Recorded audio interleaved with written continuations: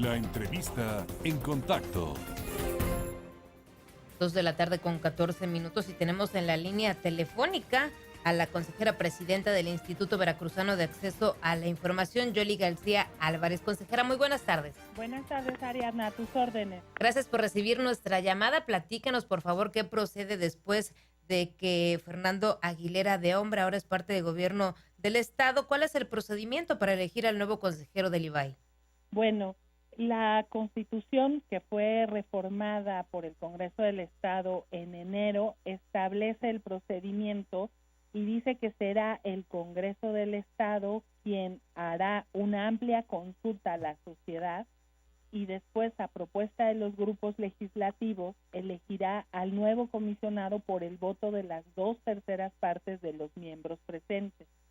Es decir, este nombramiento, ahora con este nuevo procedimiento, no interviene el gobernador como intervenía antes de la reforma. Ahora es exclusivamente el Congreso el que decide quién ocupará el cargo. Sin embargo, se prevé en la propia Constitución que una vez hecho el nombramiento por el Congreso, este puede ser objetado por el gobernador del Estado, tiene 10 días hábiles para objetarlo, y si no es objetado, entonces ya quedará firme el nombramiento.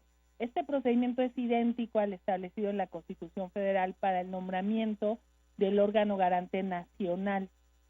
Esto quiere decir que en los próximos días el Congreso del Estado tendría que emitir esta consulta a la ciudadanía para que cualquier ciudadano que considere reúne los requisitos y el perfil para ser comisionado pudiera inscribirse a este procedimiento, pero las propuestas saldrán de los grupos legislativos. Oiga, pero todavía no hay una fecha exacta, o sea, la tiene que definir el Congreso del Estado, pero todavía no la han dado a conocer. No, porque la reforma constitucional no establece un plazo para emitir ni mínimo ni máximo, ni tiempos inclusive para cuánto durará o por cuánto tiempo será esta consulta o cuándo se tendrá que emitir. Entonces, esto ahora queda al arbitrio del Congreso para cuando se emita esta convocatoria. La ley prevé la posibilidad de que el órgano, el propio IBAI, pueda funcionar y sesionar con 2 de los 3 comisionados. Entonces, no habría una afectación a la ciudadanía porque nosotros podemos seguir sesionando y resolviendo los asuntos que se someten a nuestra consideración. O sea, ustedes van a seguir trabajando de manera normal. Sí, no hay ningún impedimento para que trabajemos normalmente. Otro de los temas que el Congreso tendrá que definir es el plazo para el cual va a ser nombrado el nuevo comisionado. Esto es, la anterior ley decía que éramos consejeros y teníamos que ser nombrados por 6 años. A nosotros, a los 3 comisionados que integrábamos el órgano, se nos nombró con la anterior ley por 6 años.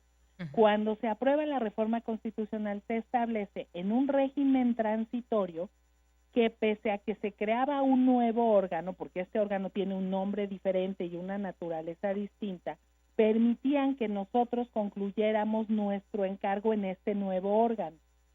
Pero el comisionado que renuncia a un órgano diferente al que está ahorita, con una ley distinta. Esto es que si la ley general ahora dispone que los comisionados durarán en su encargo 7 años y la ley del Estado, que aunque no ha sido publicada, también lo dispone, igual que la Constitución, que esa sí ya está publicada, entonces el Congreso lo primero que tendrá que definir es el periodo para el cual va a ser nombrado el nuevo comisionado.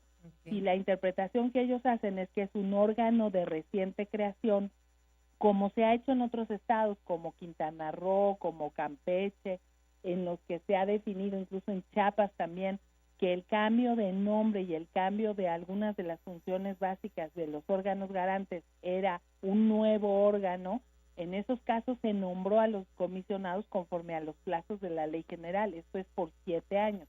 Aquí será lo primero que tendrá que decidir el Congreso, si el plazo para el que nombra es tratándose de un nuevo órgano por 7 años, o si la interpretación que ellos hacen es que el comisionado nuevo tendrá que ser nombrado para concluir el encargo que tenía el anterior comisionado, que fue nombrado para un órgano distinto. Oiga, ¿y cuál es el perfil que debe contar esta persona que sea elegida? Bueno, la propia Constitución establece que tendrá que ser ciudadano veracruzano con residencia efectiva en el estado de cuando menos 2 años o mexicano por nacimiento con vecindad mínima de 5 años. Tiene que tener título profesional, no importa de qué profesión, pero incluso se establece que sea expedido por una autoridad o institución legalmente facultada para ello y se establece que preferentemente tenga estudios de posgrado. Se requieren tener cuando menos 35 años cumplidos y hay requisitos que señala la propia Constitución como gozar de buena reputación, prestigio profesional y contar preferentemente con experiencia en materia de acceso a la información y protección de datos. Esto es, la Constitución no exige como un requisito que tengas experiencia en la materia, aunque sí señala que de preferencia se tenga esta experiencia. Esto de buena reputación significa que no haya estado involucrado en ningún tema polémico. Pues la buena reputación la tendrán que valorar, este tipo de requisitos lo tendrán que valorar los propios diputados a la hora de evaluar las currículas de los candidatos y determinar si el hecho de que hayan estado involucrados es suficiente para que no tengan una buena reputación o tendría que haber sido ya condenado o sancionado para que se acredite el que no se cuenta con esa reputación. Pero incluso el cumplimiento de estos requisitos, como igual no haber sido condenado por delito doloso o no haber sido ministro de culto religioso, dirigente de partido o candidato, como son requisitos de negativos que hay que acreditar, pero son de carácter negativo, no he sido. Entonces, para ello se exige normalmente que se presente un escrito en el que se manifieste, bajo protesta de decir verdad, que uno goza de esa buena reputación, que tiene ese prestigio profesional, que no ha sido condenado, para que con eso se tenga por acreditado el requisito. Y entonces, normalmente cuando se elige a alguien que va a integrar un órgano de esta naturaleza, tendría que haber prueba en contrario de lo que el candidato está señalando, que bajo protesta de decir verdad, que sí cumple con todos estos requisitos. Perfecto, pues muchísimas gracias, consejera, por haber recibido nuestra llamada y por supuesto por haber explicado a nuestro auditorio esta importante decisión. Muchas gracias. Gracias a ustedes, a sus órdenes. Gracias, que tengan muy buena tarde. Igualmente. 2 de la tarde con 22 minutos.